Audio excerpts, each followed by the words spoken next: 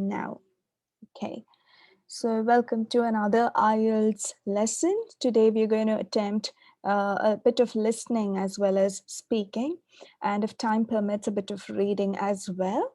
So I'll give you a brief introduction to IELTS reading and listening before we continue. My name is Ruth, and this is a part of CECA's free PTE, IELTS, and NATI coaching, along with the other services that we offer. So let's start off looking at the entire reading module or the listening module, or what PTE is like. Please give me a minute while I pull it. Sorry, what IELTS is like. I'm losing my mind. I'm sorry.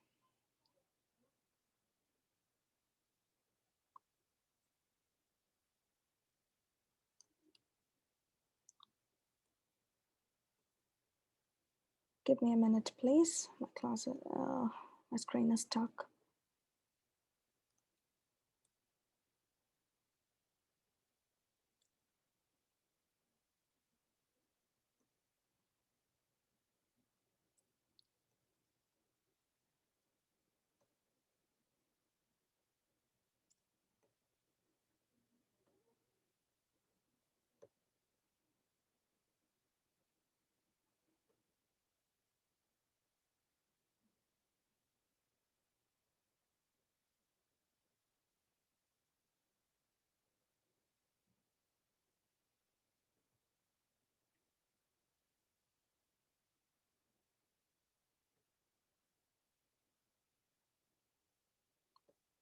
Please give me a minute more.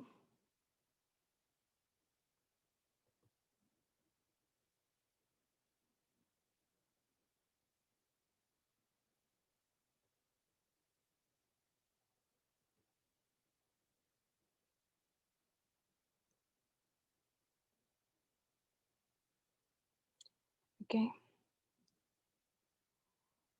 I hope you guys can see my screen now. Okay, you might be able to see my screen now. So I'll just start off with IELTS listening. What are the question types and what's the strategy? So for both academic and general test takers, IELTS listening is the same. So you will be having the same types of question. This test is going to be for 40 minutes. So just like any other English proficiency test, you will be tested for your 4 macro skills, or for your 4 skills of the language, which is speaking, writing, reading, and listening. So the actual exam for your IELTS is going to be for 40 minutes. In fact, it's going to be for about 30 minutes. The last 10 minutes will be given to you to transfer your exams into the exam sheet. This is not given to you if you're attempting the computer-based test. So this is a listening-based test, which is checking your listening skills, with listening for details, listening to understand. These are the 2 skills that they're looking for. So listening for details is if you're listening for an answer. If your question is asking you the amount of something, you're listening only for that specific amount, okay? Listening for detail is you're trying to understand. Listening to understand is you're listening to understand the gist of it to arrive at an answer. So these are the skills that you're being tested for. So if you're using or if you're attempting a computer-based test, you will be given a pencil in your examination hall. Your pen is not allowed. Please remember to carry an eraser. I'll show you the answer sheet for everything. So there are 4 sections of your listening. You'll be listening to an audio in each section. So your listening test is divided into 4 sections. Each section might carry about 10 questions, and you'll be listening to an audio for each section, and you will know, or you will be warned when you are moving from one section to another. So section 1 is going to be a dialogue. That means it's going to be a conversation between 2 people. It's usually going to be an inquiry or making a purchase, trying to understand something, usually, or making a booking. It's going to be something like that. Before we continue, are you guys able to understand me? Yes, all good. All good? Okay, I know that you guys can understand me quite okay, but what about Bajika and Kulan? Can you understand me well? Yeah. If you don't understand me, if you get stuck, please ask me to stop, slow down, repeat. I can do that, okay? You just need to let me know. So Okay. in your listening test, there's going to be 4 sections, or your listening test is going to have 4 parts, okay? Each part is going to contain 10 questions. So you'll have 10 questions for each part of your listening. In section 1, or the first part of your listening test, it's going to be a dialogue or it's going to be a conversation. So when you say dialogue, it's a conversation between 2 people. So it could be a daily activity or a daily life scenario, an everyday scenario. It could be someone calling to book a room or someone calling to book a holiday. It could be an inquiry. It could be someone calling in to book an appointment. Okay, it could be some conversation of that sort. So always remember or always expect to hear 2 voices here. Okay, so most probably these 2 are the types of question that you'll come across in this section, note or form completion. And in section 2, it's going to be a monologue. So it's going to be a long monologue. You can hear one person. It's going to be an academic setting. So it's going to talk about some kind of an academic topic or something about sales. So it could be, it's a monologue setting, okay? Could be a phone conversation as well. So it doesn't mean just one person is going on, but there could be another person asking maybe just a tiny question, a small question, and he could provide a lengthy answer to it. That's section 2 for you. Any type of tasks, you can find any types of tasks here. In section 3, it's going to be a conversation between 3 or 4 people. So you'll have 3 or 4 people talking. So you'll be listening to different voices, male, female, old, younger, okay? So section 3 can be confusing for a few people because of the number of people involved and the number of voices that you're listening to. Section 4 is going to be a speaker is always speaking in an academic setting. It could be a scientist or a professor talking about his research, and you will be coming across unfamiliar words here because it could be a topic that is not from your field of study, okay? So all of these topics could be something that's not familiar to you, but do not worry about the unfamiliar words. Listen to only the question or listen to only the answer that you're looking for, because your aim here is not to actually understand the content, but your aim is to get your points. So here the question type is almost always sentence completion. Any questions?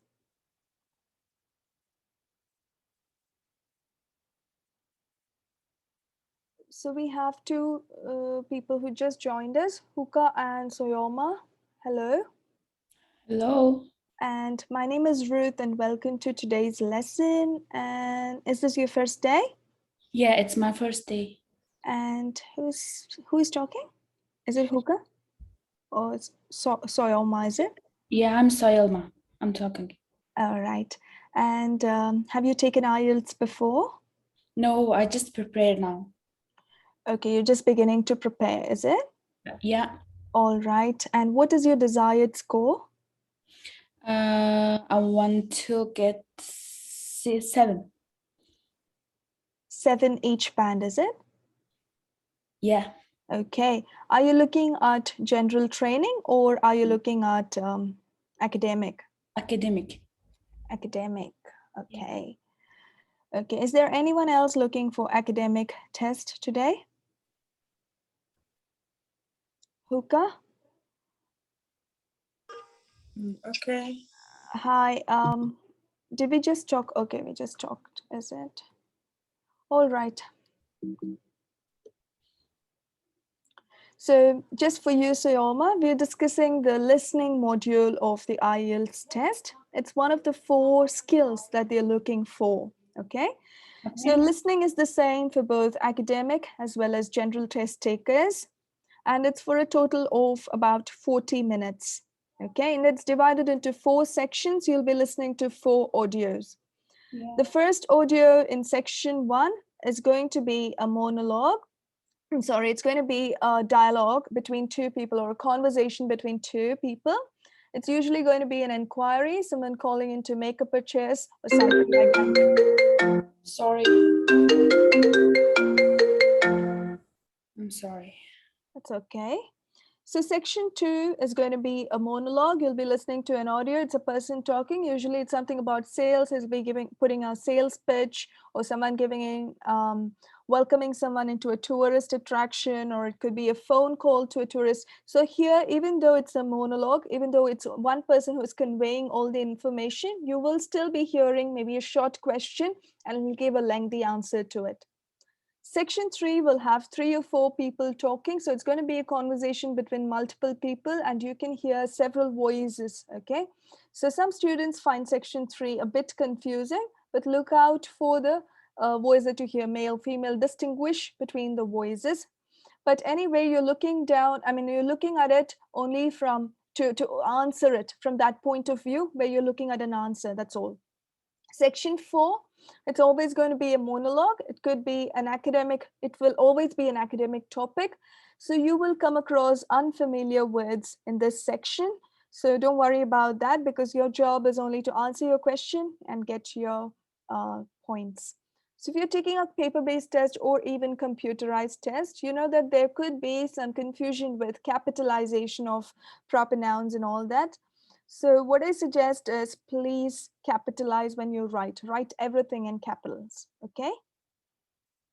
Any doubts with capitalization? Ira? No, all good. Okay. All right. So how many words? So pay attention to the rubric or the instruction which is telling you how many words to write, okay? So if you write a digit like 12, this is considered to be one digit, okay? If they tell 2 words and a number, that means a maximum of 2 words and a digit. It could be a 2-digit, 3-digit, it doesn't matter. You put a digit, it's considered as 1, okay? So if the answer is fresh crabs, 12 fresh crabs is the answer. Fresh crabs, 12, all of these can be an answer, okay? When you're writing your short answer question, your articles are still considered to be a word. A and the articles are still considered to be a word, okay? So that's about your writing. So I think we're running short of time. What I'll do is I will not introduce you to all the questions right now, okay? But I'll post this PowerPoint in the chat. You can go through each of these questions and try and understand the strategy. Will that be good enough? And we go straight away to the test. Are you guys okay with that?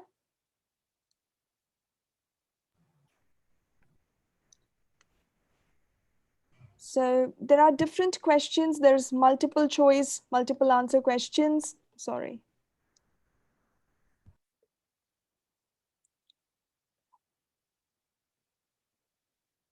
Okay, so there are several types of question. I think I will need to do reading as well today, or I desire to do reading as well today. So what I'll do is we'll do section 1 or 2 of listening, and we'll do at least one section of reading today. So I'll post this PowerPoint right here on chat. So it contains all your strategies and the different types of question for your listening. And I'll discuss with you how to attempt questions found in today's section, okay? Since you're quiet, I assume you're all okay with that. Yes, that's good. Okay, thanks for that. The thing is, because we're not able to see each other face to face, I don't know how I'm coming across. That's the reason why I keep asking you. All right.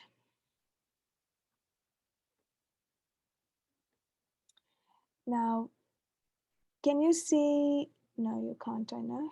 Let me share it. So we're going to do a listening test today. So this is taken from the British Council practice section. So this is how your questions are going to look like.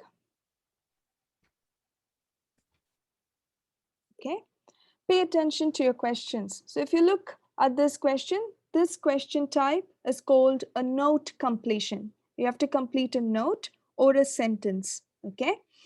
So for this type of a question, you will be given time before the audio starts, before the recording starts, to go through the question to see what you're looking at. Okay. While you're looking at your question, try and predict what might be the answer. So express train leaves at. So you predict, what am I looking at? I'm looking at a, what information am I looking at? I'm looking for, or I'm listening for what? For time. For time, exactly. So you're predicting, you know exactly what you're listening for. You're going to listen to a number, you're going to listen to time. Well done. And if you look at the next one, you predict your answer. Nearest station is, so it's going to be some place or at a distance, okay? And then, so if you look at the instruction, look above here, right here. If you look at the instruction, what does it say? No more than 2 words and or a number. That means what? A maximum of 2 words plus a number is allowed. Okay. Then number 706, bus goes to. It's a destination. So you're listening for a place. Number dash, bus goes to station. So you're looking for a bus number here. You're listening for a bus number. Earlier bus leaves at. So it leaves at this time. So again, you're looking for a time.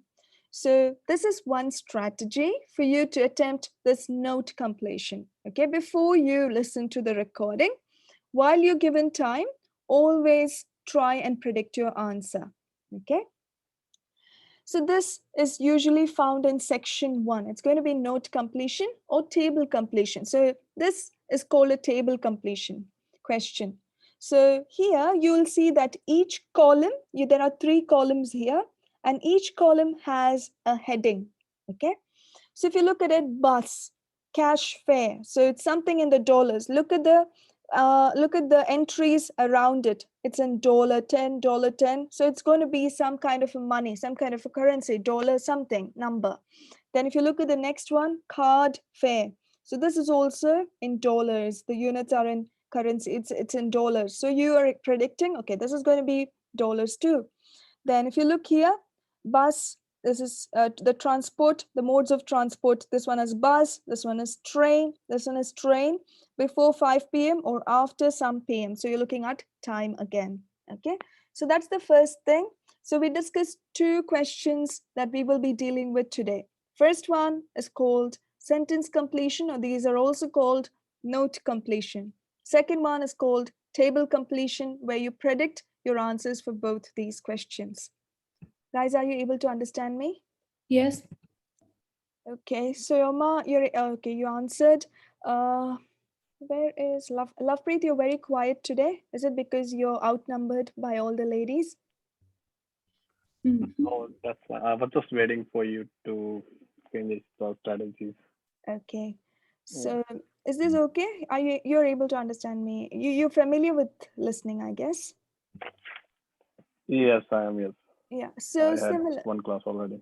Yeah. So you guys would be familiar with listening. See, you won't to be honest, you don't need me for listening at all. You don't even need anyone for listening. You just need to think by yourself. Okay. But I'm just giving you the obvious prediction, and because it's some of your first classes, I will just tell you what you need here. That's all. Yep. Now, if you look at the next one, this is matching information. So you have to, what counselor should you see? So if you look here, there's A, B, and C. Counselor A is this person. Counselor B is this person. Counselor C is this person. So if you see, write the correct letter A, B, or C next to these questions. Next to these questions. So you have to write which answer next to these questions. So your answer has to be in the form of the alphabet. So this is multiple choices, or can also be called matching information.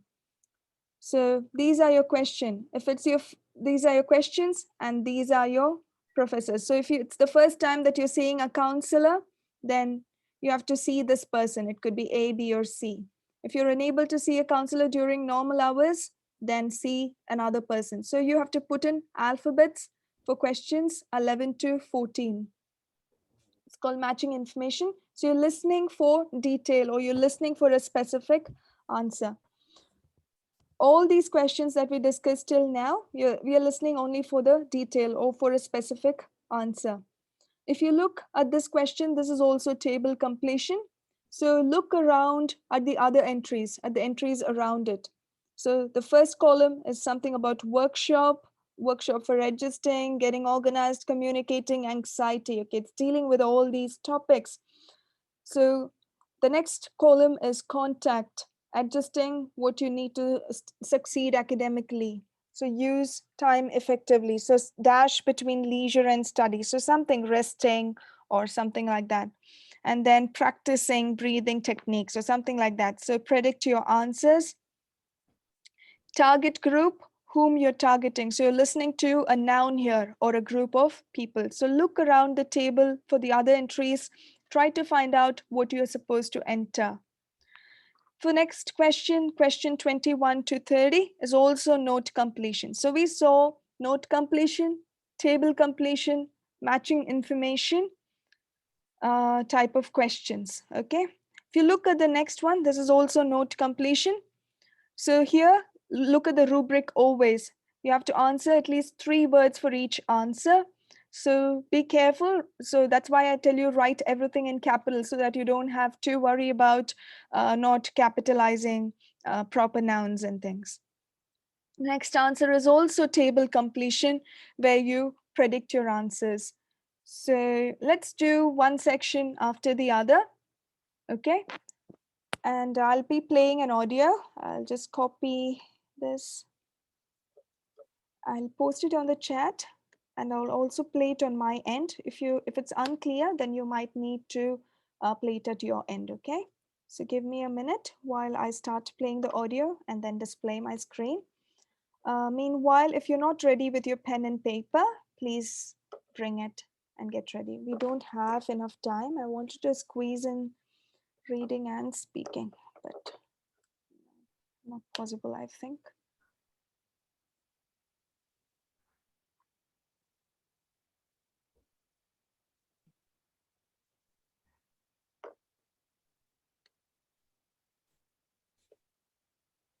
Okay.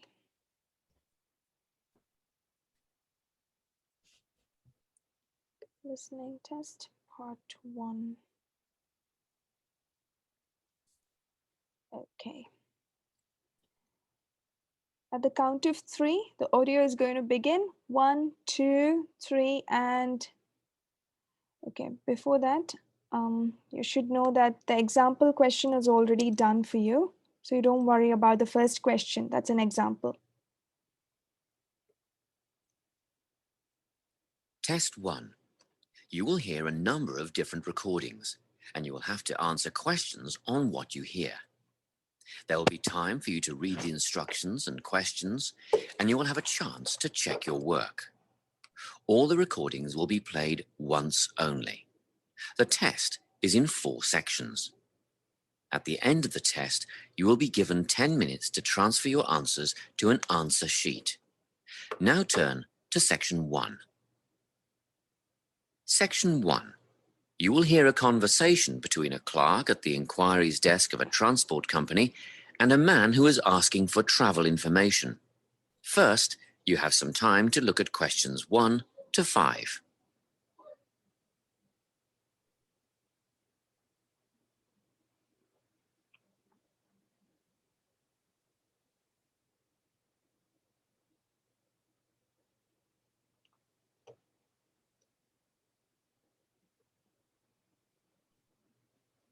You will see that there is an example that has been done for you.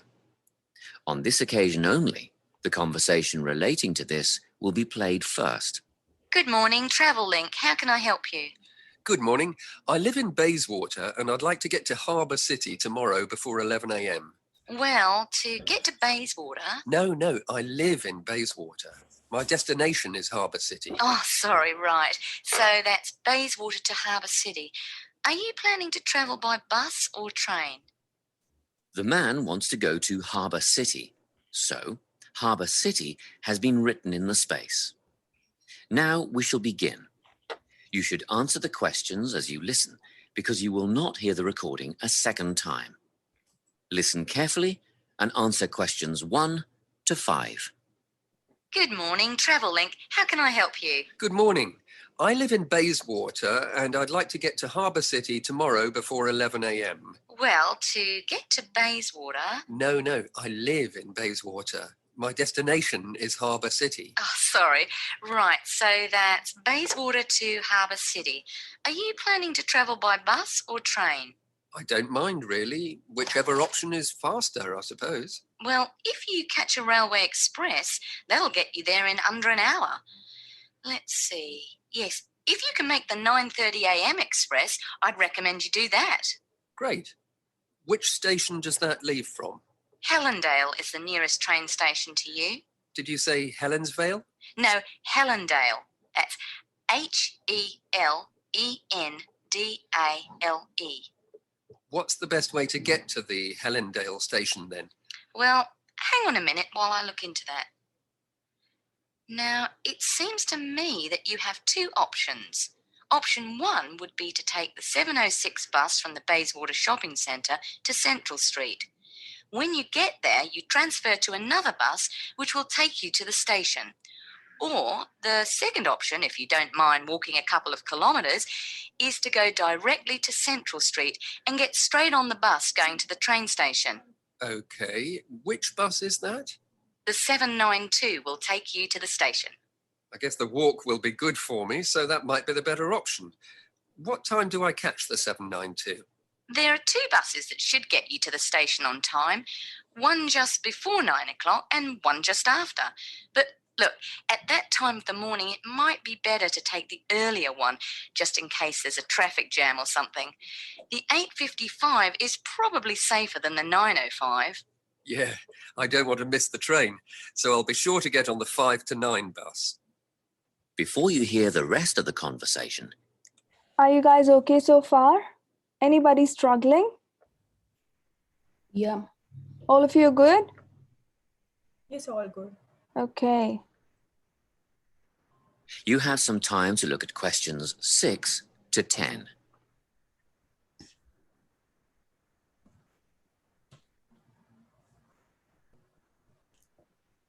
Nine and 10 are right here. 6 to 10.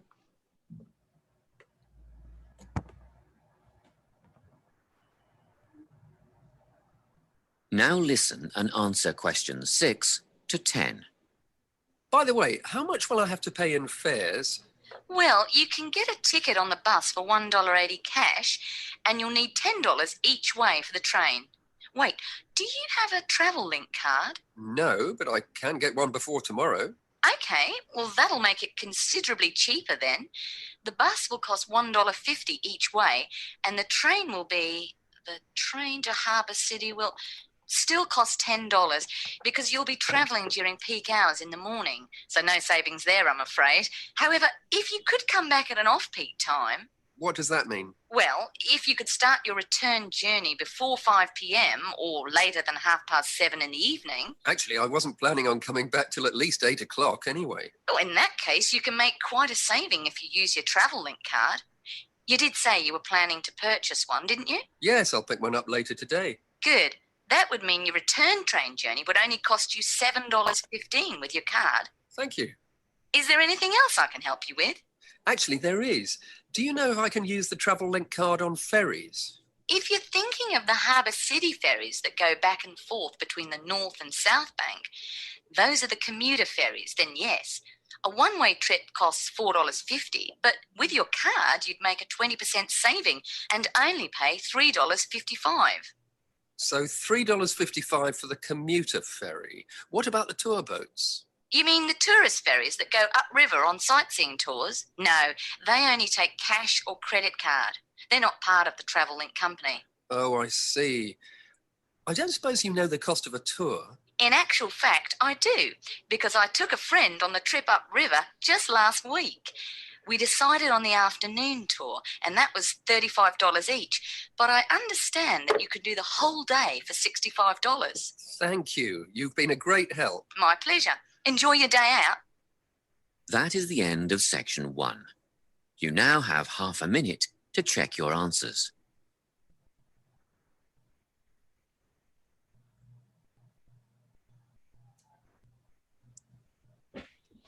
Okay, let's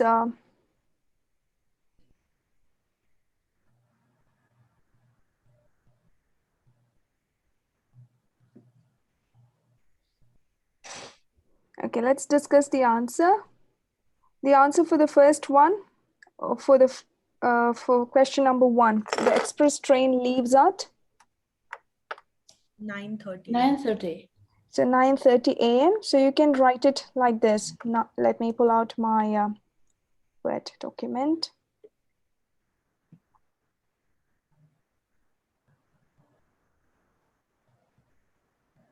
Okay.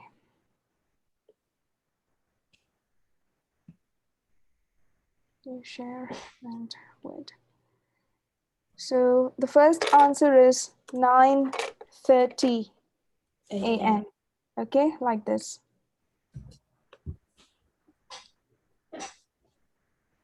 Okay.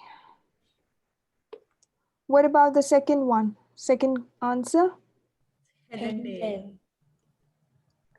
Second answer is Helendale. She spelt it. So she spelled the answer. It was Helendale. Gledale. Helendale. This is the answer. Yeah. So H has to be in capital. If not, that's why don't take a risk. Put all your letters in capital. Okay. The third one. What was the answer for the third? Central question? Street. So the third question. Oh my God.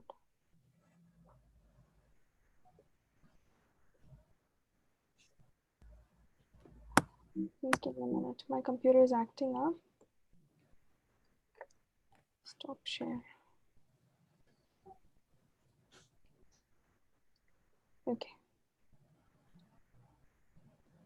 I'll just close this. Okay.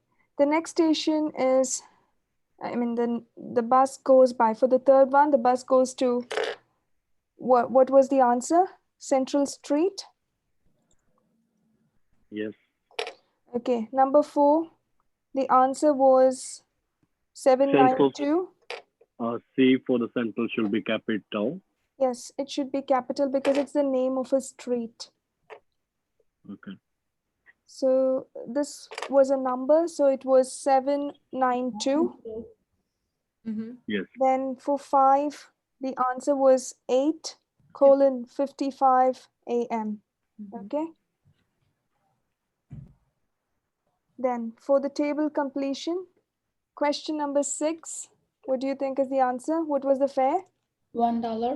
$1 or 180? 180. Yes. Oh, So it was $1.80, which you put it in the same format. Okay. yeah. So for question number 7, what was the answer? The time? She said 7:30. 7:30. Right? Sorry? 7:30. Yes. So she said 7:30. So if you look at the rubric, what does it say? No more than one word. So you can't write 7:30. So you write a digit, which is 7:30. Is this clear? Okay. Yeah. So because always pay attention to the rubric. Okay. What about question 8? Card fare for 8 was? 7:50. That's right. So in the same format, 7.50. Is it 50 or 15? 15. Or is it 15. 15? Okay. So it is 15. So for question number 9, what was the answer? Commutive fare. Is it commuter ferry? So she said commuter or commutive. Commutive. Okay, question 10. Afternoon. What do you say? Afternoon. Afternoon. Okay. So this is how you answer it. We'll listen to section 2 from 11 to 14. So this is matching information kind of a question.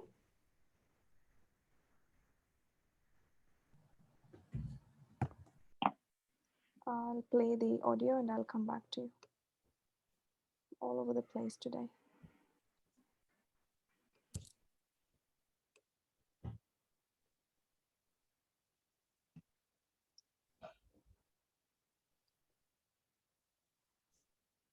Okay, ready? Section 2. You will hear a guidance counsellor talking to a group of students. First, you have some time to look at questions 11 to 14.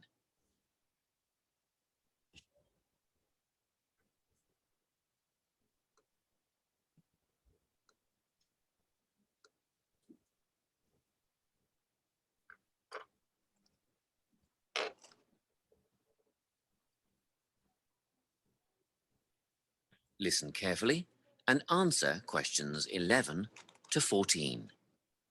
Hello, everyone.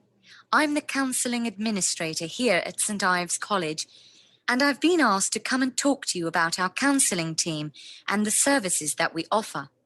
We have 3 professional counsellors here at St Ives, Louise Bagshaw, Tony Denby and Naomi Flynn.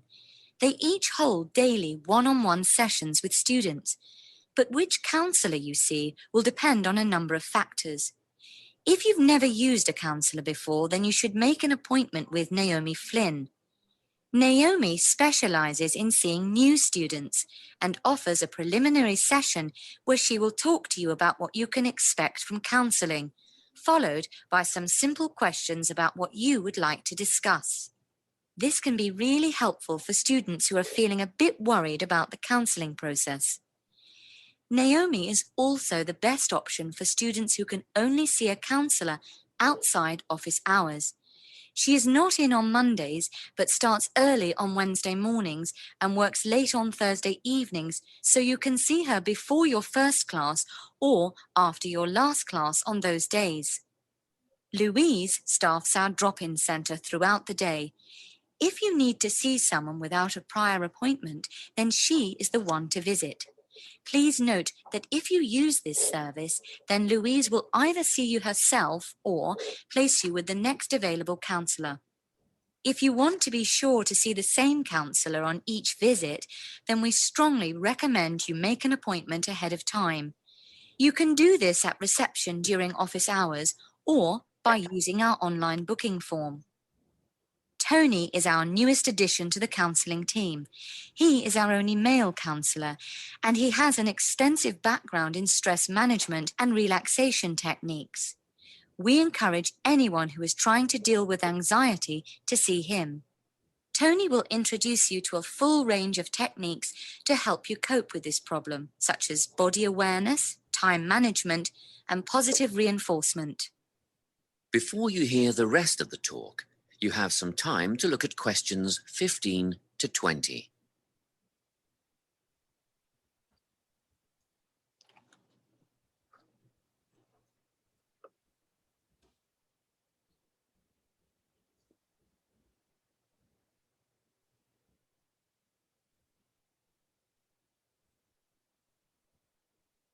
Now listen and answer questions 15 to 20.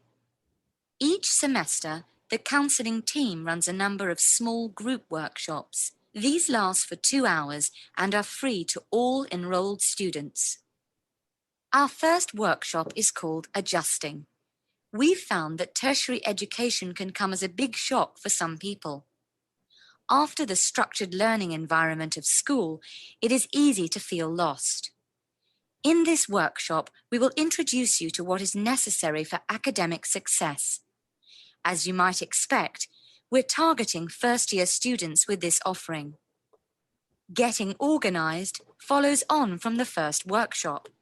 Here, we're going to help you break the habit of putting things off, get the most out of your time, and discover the right balance between academic and recreational activities. With Getting Organised, we're catering to a broader crowd, which includes all undergraduates and postgraduates. Next up is a workshop called Communicating. The way people interact here may be quite different to what you're used to, especially if you've come from abroad. We'll cover an area that many foreign students struggle with: how to talk with teachers and other staff. We'll cover all aspects of multicultural communication. International students tend to get a lot out of this class, so we particularly encourage you to come along. But I must say that sometimes students from a local background find it helpful too. So everyone is welcome. The anxiety workshop is held later on in the year and deals with something you will all be familiar with, the nerves and anxiety that come when exams are approaching. Many students go through their entire academic careers suffering like this, but you don't have to. Come to this workshop and we'll teach you all about relaxation and how to breathe properly, as well as meditation and other strategies to remain calm. We've tailored this workshop to anyone who is going to sit exams. Finally, we have the motivation workshop. The big topic here is how to stay on target and motivated during long-term research projects. This workshop is strictly for research students, as less advanced students already have several workshops catering to their needs. Well, that's it. Thanks for your time. If you have any questions or want more information about our services, do come and see us at the counselling service. That is the end of section 2. You now have half a minute to check your answers. Let's discuss the answer for this. Okay. Target group, what do you think is the answer? First year students. First year students. So no more than 2 words. So students is already given. So you write first year. The next one, dash between study and leisure. Right balance. Balance. Balance is the answer. Now turn to section 3. Okay. So question 17. All students especially. Foreign students. Foreign students is correct, or international students are also correct. Okay. The next one, what was it? Relaxation. That's right. Relaxation is correct. Students about to sit the exam, dash Motivation. Motivation. workshop is correct. Keep an eye for your spellings. And it is only for who? Research. Research. Well done. Research students. Good job, guys. Okay, let's look at the... I wrote I right think we balance missed instead of 11 to question 14. 11 to 14. Oh, we didn't discuss this. Okay. So what's 11? 11 is, if you're seeing for the first time, then the answer was C is correct. If you're unable to see a counselor during normal office hours, the answer is? C and A. Actually, the answer is A, because Okay. because she's available all the time throughout the day, whereas she is not available. She's only available during the office hours. If you do not have an appointment, A. is the answer. If your concerns are related to anxiety, B. B. B is the answer. I actually marked C for the second one because she was saying that the Naomi person, she is available before hours on Wednesday and after hours on Thursday. So if you can't see a counselor during normal office hours, you should go to C. Okay, but the answer Yeah, is that's given why I as put C. Yeah, too. me C, too. is it? Okay, but the answer is given as A. So I'm sorry about that. Maybe the answer is wrong. I don't know. Let's look from question Can we number... hear that listening again? That part, Sure, you can. if it's fine. It's completely fine. I'm playing it again. Section 2. Yeah, just that part. You will hear a guidance counsellor Yeah. talking to a group of students. First,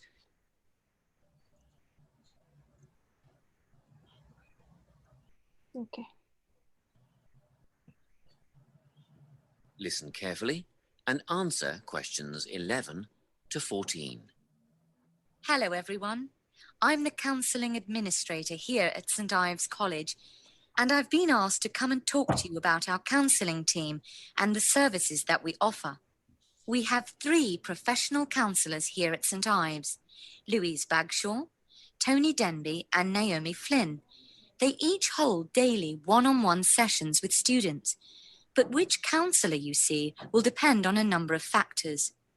If you've never used a counsellor before, then you should make an appointment with Naomi Flynn.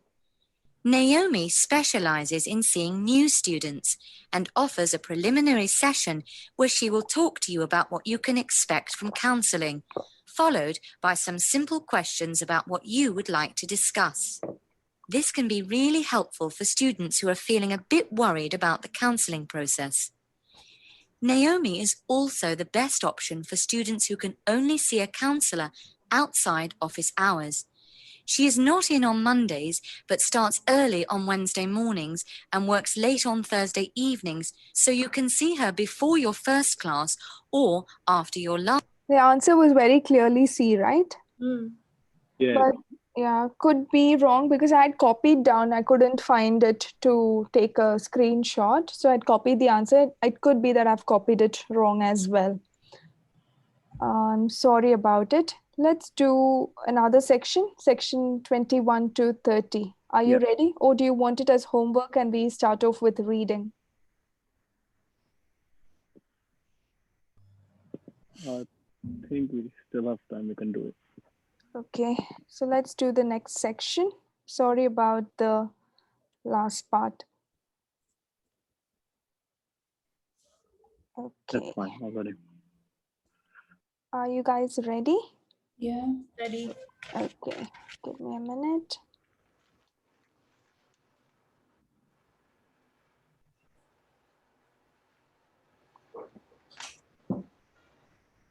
Section 3. You will hear a conversation between a tutor and two students who are preparing for an English literature test. First, you have some time to look at questions 21 to 24.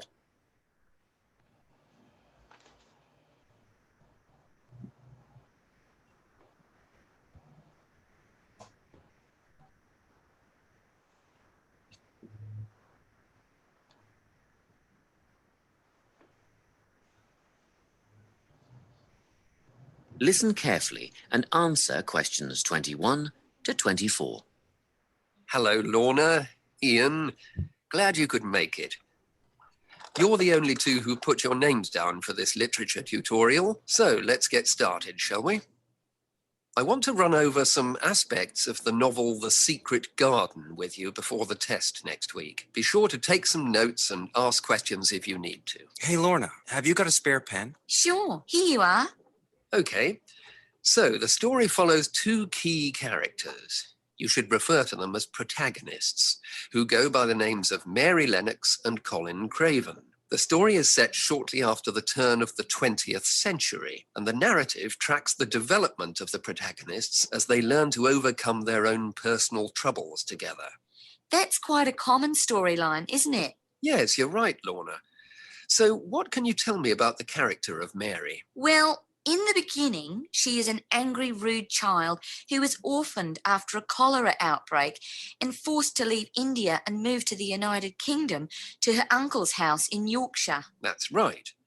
And there she meets Colin, who spends his days in an isolated room, believing himself to be permanently crippled, with no hope of ever gaining the ability to walk. The two strike up a friendship and gradually learn, by encouraging each other, that they can both become healthy, happy, and fulfilled in life. Will we need to remember a lot of these details for the exam? Just the basic outline. Examiners don't want to read a plot summary. They know what the book is about. Focus on narrative techniques instead, such as point of view. What's that mean? It's all about how we see the story. This story, for example, is written from the perspective of what is called an omniscient narrator. Omniscient means all-knowing. So as readers, we get to see how all the characters feel about things, what they like and don't like, and what their motivations are in the story. Before you hear the rest of the conversation, you have some time to look at questions 25 to 30.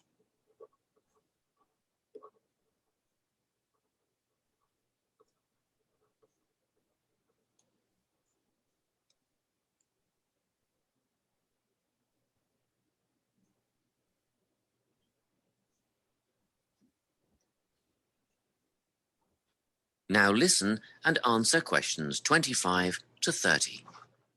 Won't it be hard to write a technical analysis? After all, it's a kid's book. Well, it was initially pitched at adults, you know. But over the years, it has become seen as a more youth-orientated work. And you're right in a sense. The simple vocabulary and absence of foreshadowing make the story very easy to follow and ideally suited for children. But that doesn't mean there isn't much to analyze. Look at the symbolism, for instance. Symbols are things, right?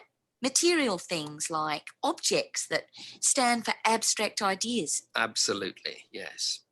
And the author uses many of them. There's the robin redbreast, for example, which symbolizes the wise and gentle nature that Mary will soon adopt. Note that the robin is described as not at all like the birds in India. Roses are used as well, as a personal symbol for Mistress Craven. You'll see they're always mentioned alongside her name, and Mistress Craven's portrait can also be interpreted as a symbol of her spirit. Are symbols just another name for motifs? No, motifs are a bit different. They don't have as direct a connection with something the way that a symbol does. Motifs are simply recurring elements of the story that support the mood. Are there any in this novel? Yes, two very important ones. The Garden of Eden is a motif. It comes up a few times in connection with the garden of the story. And then you've got the role that secrets play in the story. In the beginning, everything is steeped in secrecy, and slowly the characters share their secrets, and in the process move from darkness to lightness, metaphorically, but also in the case of Colin, quite literally. His room in the beginning has the curtains drawn, and he appears at the end in the brightness of the garden. Anything else we need to know about? Yes, nearly all novels explore universal concepts that everyone has experienced. Things like love, family, loneliness, friendship. These are called themes.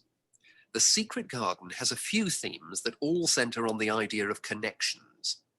The novel explores, for example, the way that health can determine and be determined by our outlook on life. As Colin's health improves, so too do his perceptions of his strength and possibility. The author also examines the link between our environment and our physical and emotional prosperity. The dark, cramped rooms of the manor house stifle the development of our protagonists. The garden and natural environments allow them to blossom, just as the flowers do. Finally, this book looks at connections between individuals, namely Mary and Colin. This necessity of human companionship is the novel's most significant theme, because none of their development as individuals would have occurred without their knowing each other. Well, that about sums it up, I think. That's a great help, thanks. Yes, thanks very much. That is the end of section 3. Okay. You now have half a minute to check your answers. Was a bit tricky, was it? Yes, it was. What Yes, was the it name of the novel? Secret Garden? The Secret Garden, I think. Was it The Secret Garden? Yeah. Okay, yes, it is. Okay, if you look at time period, 20th century. yes. The time period is 20th century. She said something about turning a corner, right? Yeah, after 20th century. Yeah. No, she didn't say after 20th century. She said just after, or just when 20th century turned a corner or something like that. Oh. Then 23. He'll never be able to. Walk. Well done, because they call him a cripple. Then the point of view is omniscient. Narrators knows all about characters, feelings, opinions, and Their motivation. motivation. But there is another answer. You can also write likes and dislikes. Okay, the next one, audience. It's good for children, story simple to follow. Then symbols are physical items that represent. Abstract ideas. Good job, girl. I thought nobody will get this. Well done. The red robin, he tells it represents something, and then what represents the portrait of Mistress Craven? Roses. The rose or rose. Or you could say. Roses. It could be roses as well. Okay. All right. Then the Garden of Eden, secrecy, metamorphical and literal transition from dash to dash, right? Darkness to light. Darkness. Darkness. She said darkness to, Yep. and she didn't say light. I mean, he didn't say light, he said lightness. So then it's transition. So something to something, and the rubric says you can write 3 words. Okay. So the answer is transition means something to something. So dash and outlook. Health and outlook. That's correct. Okay, the next one is environment. Have you got is it environment? Yep. And well-being. Individuals and the need for Companionship. human companionship. Is only companionship okay, or? No, the answer is given as human companionship. Okay. Okay. So it was a bit hard unless you're very interested in literature. Okay. So let's do the next one from 31 to 35. Okay, we still have an hour, so nothing to worry.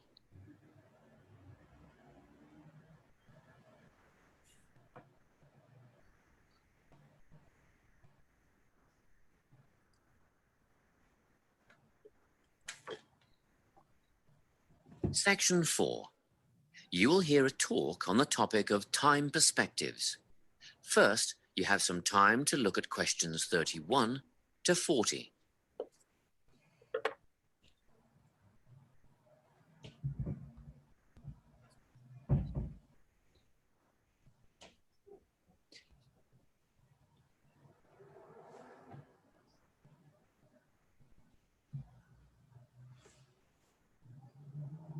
Listen carefully and answer questions 31 to 40.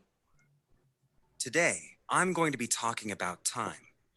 Specifically, I'll be looking at how people think about time and how these time perspectives structure our lives. According to social psychologists, there are 6 ways of thinking about time, which are called personal time zones. The first 2 are based in the past. Past positive thinkers spend most of their time in a state of nostalgia, fondly remembering moments such as birthdays, marriages, and important achievements in their life. These are the kinds of people who keep family records, books, and photo albums. People living in the past negative time zone are also absorbed by earlier times, but they focus on all the bad things, regrets, failures, poor decisions. They spend a lot of time thinking about how life could have been. Then, we have people who live in the present. Present hedonists are driven by pleasure and immediate sensation. Their life motto is to have a good time and avoid pain. Present fatalists live in the moment too, but they believe this moment is the product of circumstances entirely beyond their control. It's their fate, whether it's poverty, religion, or society itself. Something stops these people from believing they can play a role in changing their outcomes in life. Life simply is, and that's that.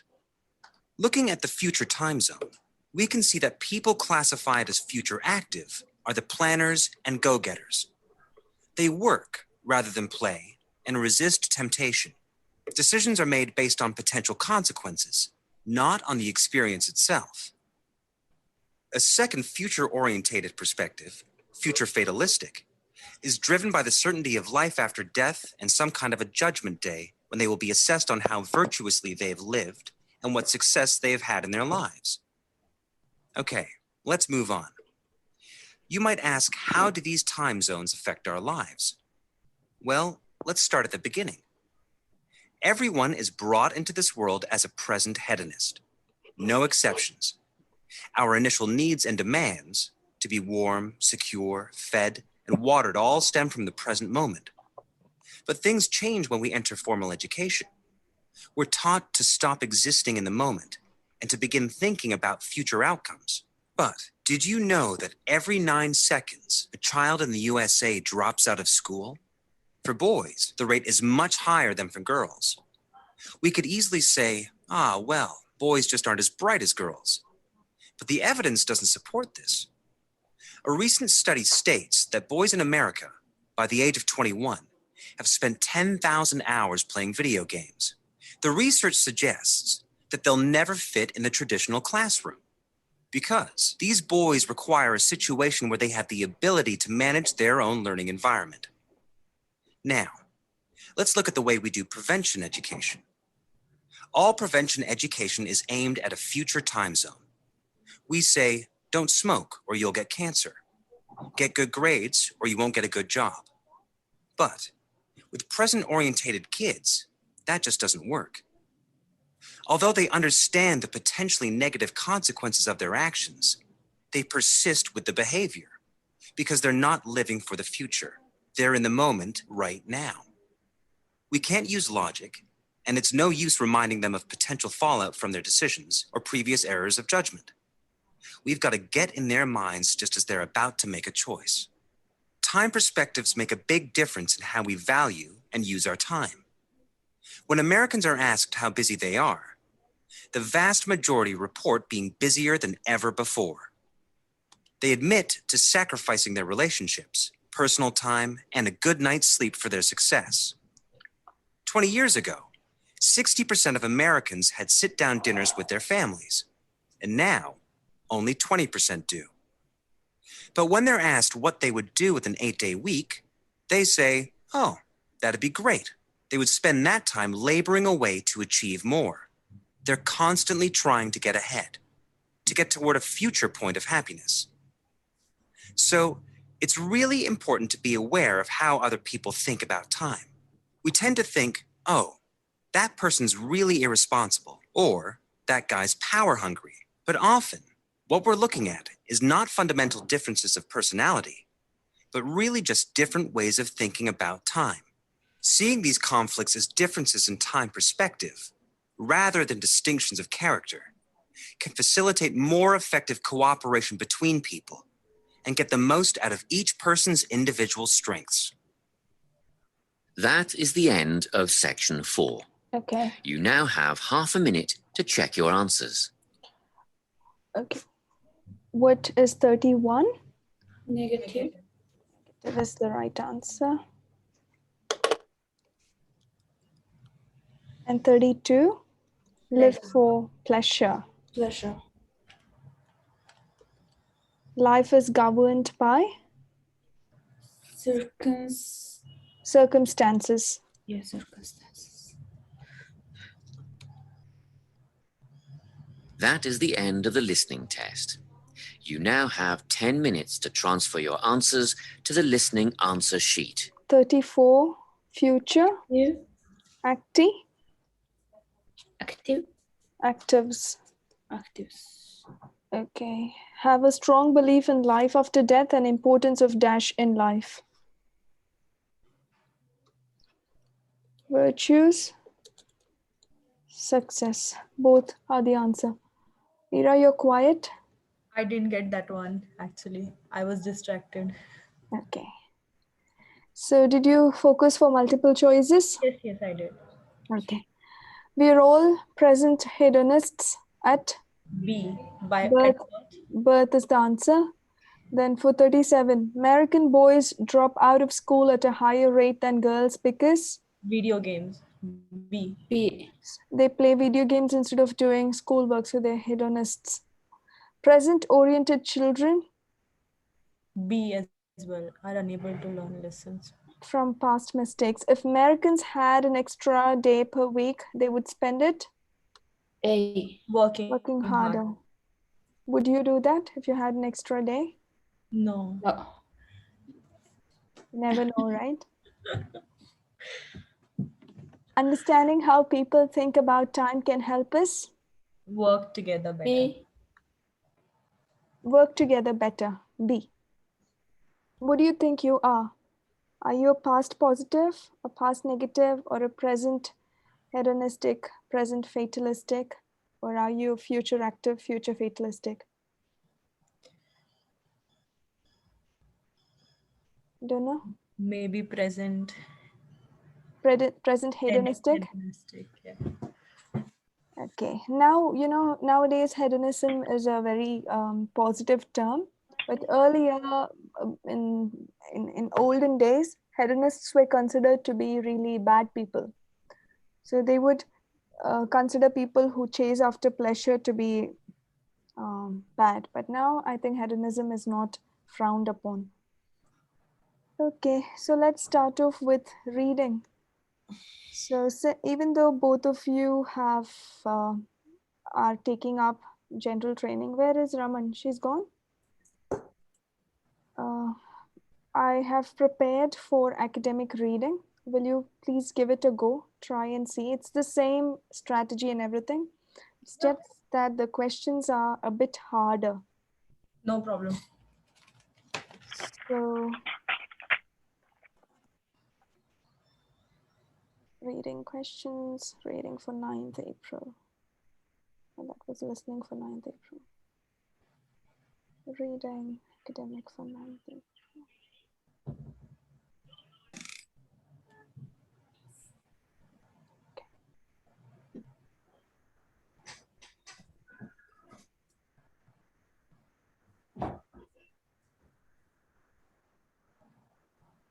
Okay, can you see my screen? The same type of question as a GT test taker would have, but the passages are kind of difficult. It's more academic. Well, I can't say difficult. It's more academic. So let's try to do at least 2 sections, or if we can, we'll do all the 3 sections. We've got about 40 minutes exactly. So this question type is called note completion. This is also called sentence completion. So how to answer this question? What's that, Lovepreet? You want to do it by yourself? What did you say? Are you talking to someone? No, sorry. Okay, I that's was all. talking to someone. Sorry. That's all right. I thought you were telling, let's do it. Okay, until the early 19th century, the majority of migrants were. So while attempting this question, what do?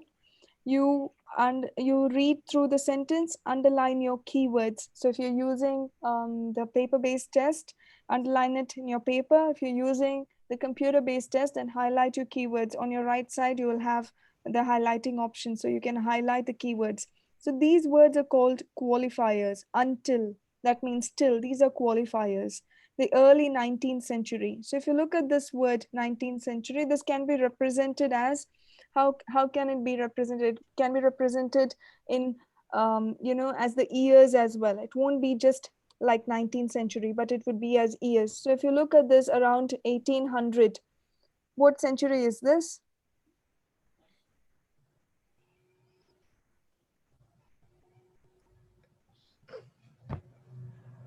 '18th century.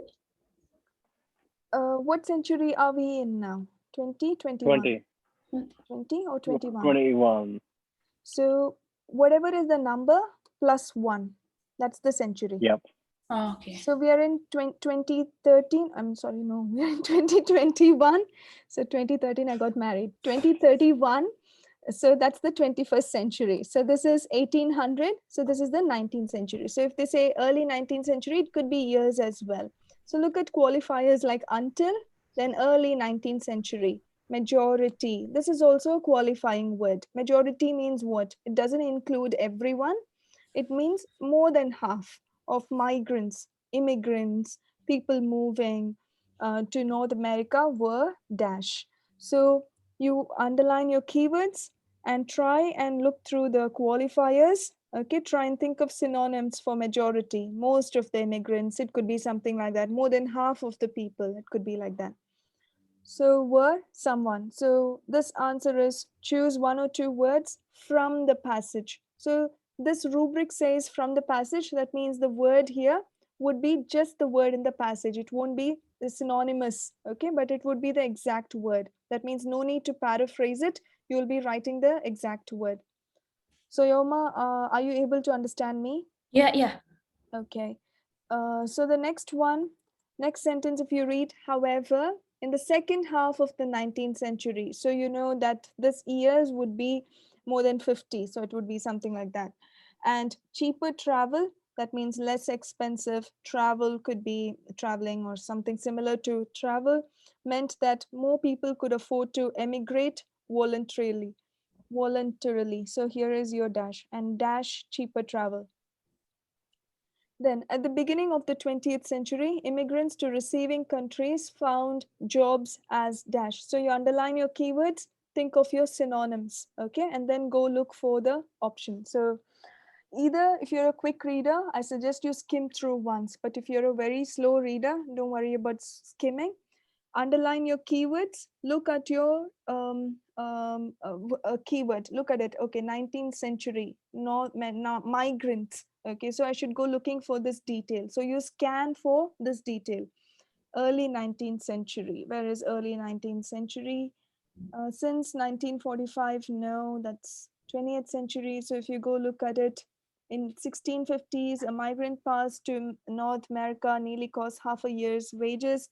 Slavery predominated, was stopped in the first half. Okay, we reach here by around 1800. So this is the early 19th century. North American Caribbean islands had received 8 million immigrants. Of these, about 7 million were African slaves. So you found your majority here. So the answer here is were African slaves. African slaves or slaves. Both can be the answer. Okay, so that's how you go looking for it. If you go here, I'll just do this and I'll leave you to it, don't worry. However, in the second half of the 19th century, so it would be after the 50s, second half, dash and cheaper travel meant that more people could afford to emigrate voluntarily. So this is your keyword, emigrate voluntarily by their own will, by their own wish, and then cheaper travel and all that. So we go looking for cheap travel. So growing prosperity following transport causes. So we found our cheaper travel over here, lower risk. Okay, however, in the second half of the 19th century, dash and cheaper travel. So growing prosperity is our answer, and Yeah. cheaper travel. Are you guys able to understand me? Yeah. So look at your keywords, try to think of synonyms as to how these might be expressed in these passages, and then find the answer. Can you do from questions 3 to 5? I'll give you about 3 or 4 minutes. I'll time you for 4 minutes and we'll discuss it in 4 minutes. Can we do that? Okay. Okay. I'll just pause the recording and start timing you. Okay, so let's do the next section.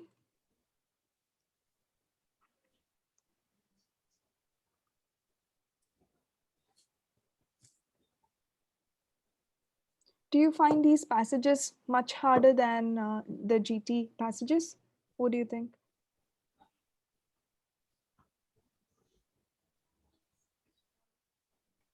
Yeah, it's a bit harder than that. The content, is it? The content of the passage.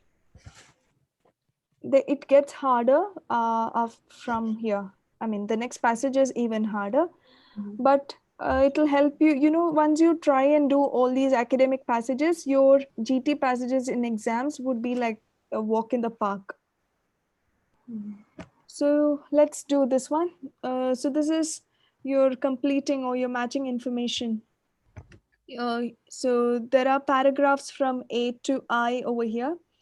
Write the correct letter A to I in the boxes 6 to 11. So you have to match the paragraphs to this information. So there are two ways to do this. Either you skim through the paragraphs and then try to match it with one of this, or you look at the sentences and try and find the paragraphs. Okay. So if you look at it, the answer is, so skimming through the passages is very important. And the answer is usually found in the first sentence or the last sentence. So when I say usually, it always has an exemption. But while you're skimming through the passages, please pay extra attention to the first sentence and the last sentence. Okay. So which way do you want to do it? Do you want to skim through the passages and come here, or do you want to skim through the sentence and go to the passage?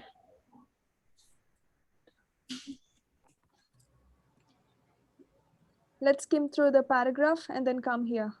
So paragraph A, skim through it.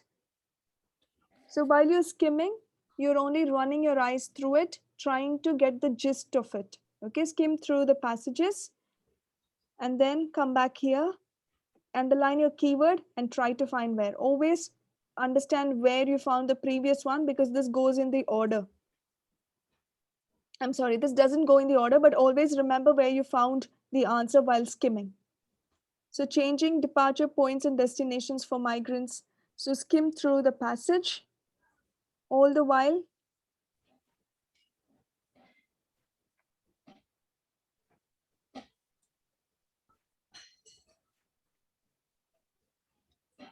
Okay, Ira.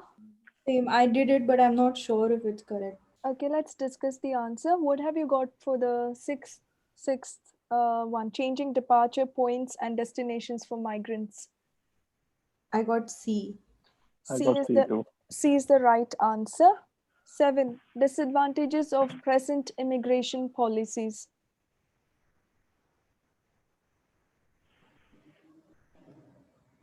I I got got H. H is the answer, because over here it talks about the dangers of it and it makes them illegal and all that. Then the next one, 8. Immigrants who rich countries find more acceptable. G. G is the answer, because it's talking about the affected rich country are in a stronger position to complain and get something done. The countries will try to restrict the immigration of unskilled workers, giving preference to workers with skills. Then, how earning more money affects migration. 9. I took E. E is the answer. yes. Lovely. Okay. And then for 10, migration was mainly compulsory.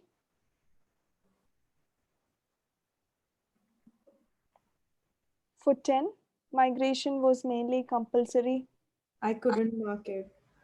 So the answer is B. So here it says the flow of free migrants from Europe was steady but quite small.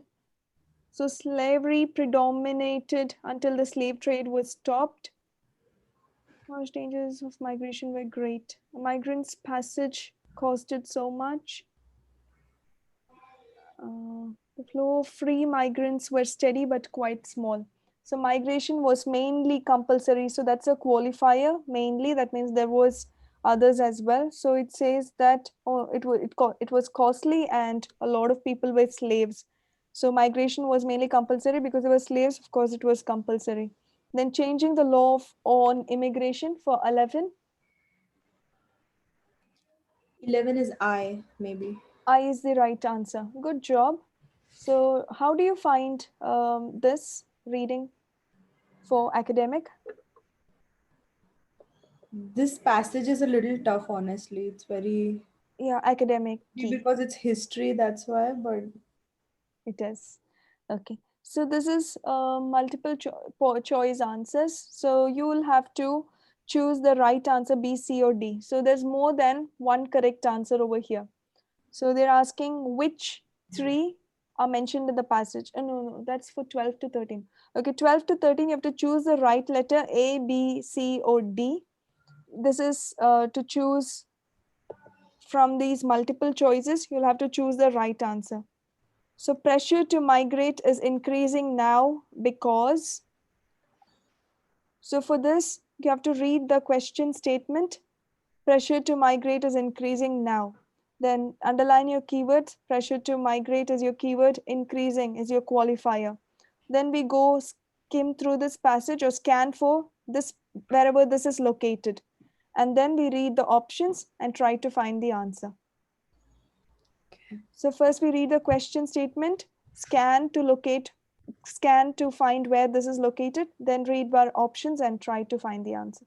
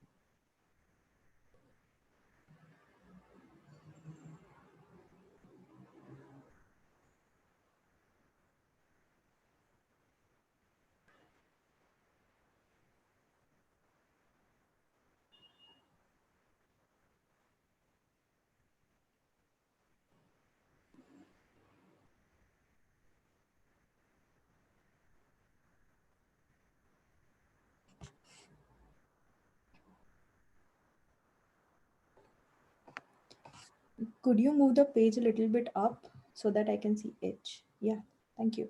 No problem.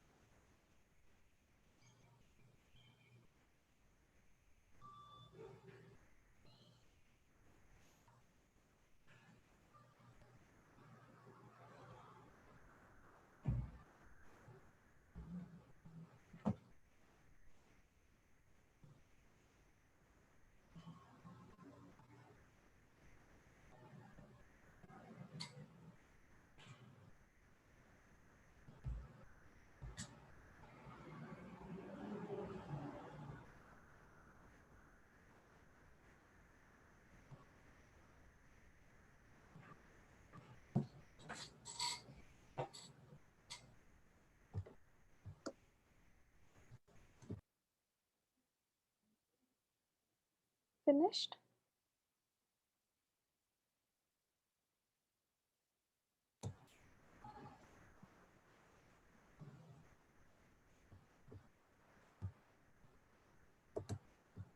Done it?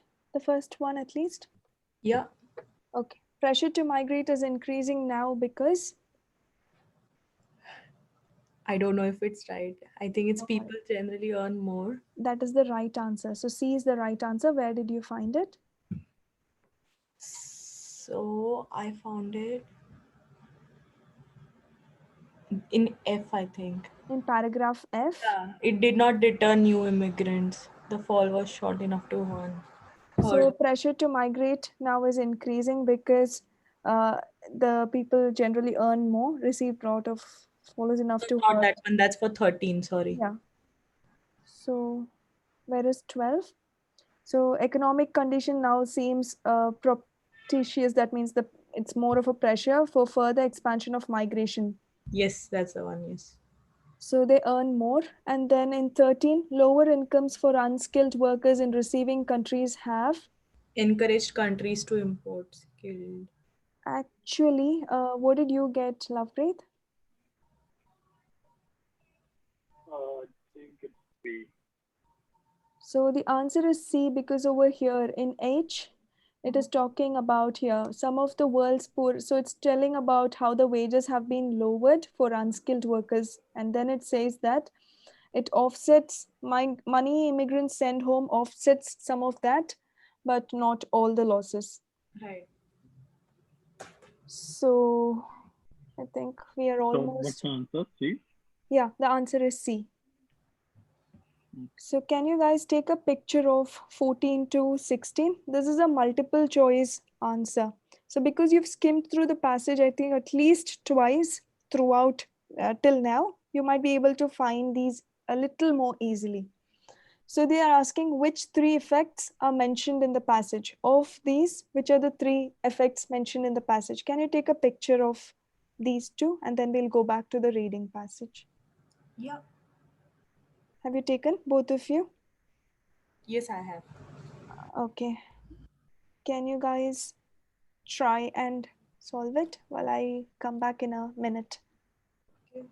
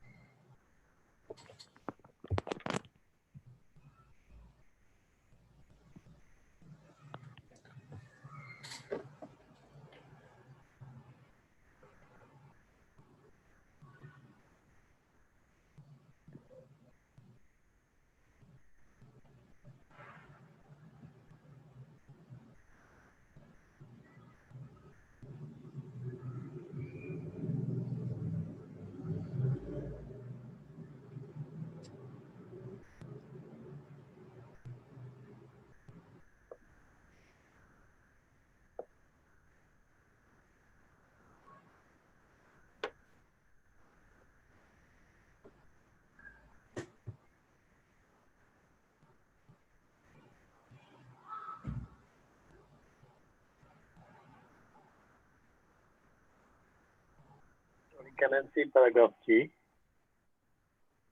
Okay. Better?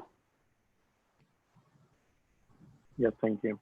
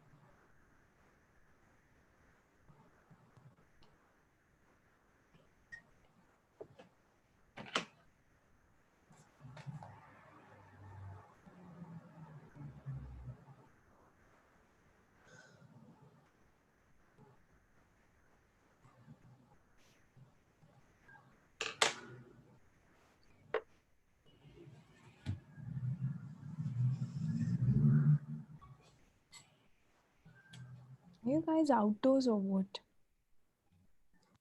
No, maybe it's noise from my apartment. Okay. There's a road just below. So it's kind of a busy road. Yeah, it's a Okay. highway, so it's very noisy. Okay. I thought someone is driving and solving. No, no.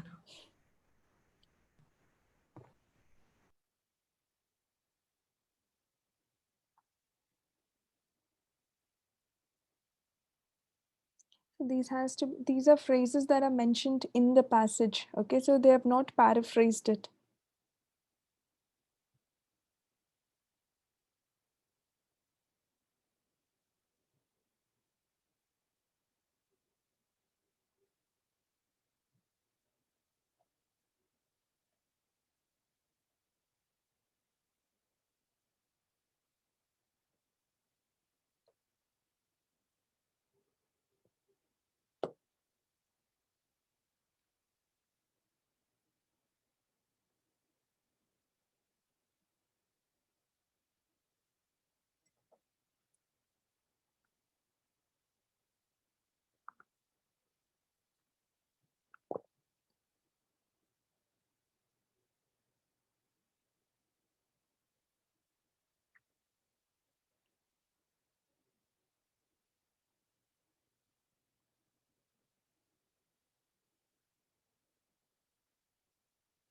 Managed to do it. The first one.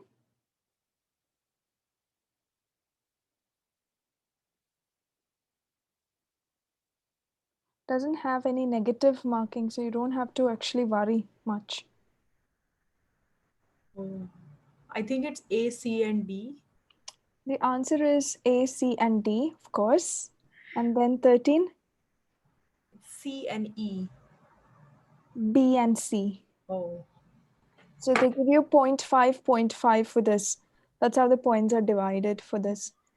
I think that's the end of today's lesson. I'll put this in the chat so that you can continue it if you wish to. Yes. So I'll put the same thing in the chat, or I can give you the link of this from the internet. So you can access to a lot of tests in the same website. Ira, Okay. did you go through that Z Live yesterday? No, I'm going to go through today. So Okay. I'm free today. So Okay. So I'll I'll come back just, to you. Actually, I checked it out. Yeah, it's very good website. it's so good, right? I download books, I download fiction and psychology and all that. It's got a lot of even vocabulary for IELTS and all that. Yeah, right. So I'll just put Most this of in. the books are free. Like normally you have to pay outside. Like, but Yeah. they have the over there. So give me a minute while I send you the link. So there are a lot of tests in this website which you can use to practice. GT and academic, both are there. All right. Okay, guys, thanks for today. And I hope that you can solve this. I'll see you again on Monday. Yes. Okay. All right. Have a great Yep, weekend then. sure. You too. Bye. Bye. Bye. Take care. Take care.